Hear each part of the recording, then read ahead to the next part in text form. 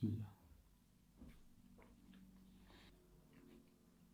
بنجيب طاسة كبيرة وبننزل أول شي الرز المنقوع، وبعدين بننزل الخضرة، بندورة مفرومة ناعمة، مقدونس ونعناع، البصل، فلفل أخضر، ثوم مهروس، دبس رمان، دبس فليفلة ودبس بندورة، عصير الليمون، وزيت الزيتون. وهلا بنضيف مجموعة بهارات مثل الكزبرة والنعناع، ملح، قرفة والسماق، وآخر شي وأهم شي ملعقة بن. هلا بنخلط كتير منيح، وهلا بنحطهم على جنب. بننظف الطاولة كتير منيح، وبعدها بنوزع ورق العنب. ناخد الحشوة وبننزلها،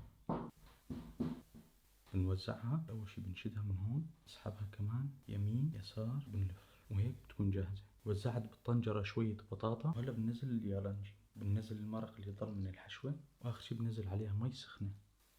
نضغطها بهالشكل وبنحطها على النار. ضلت ساعة ونص على النار، بعدين خليتها تبرد تماما. نجي لأحلى لقطة.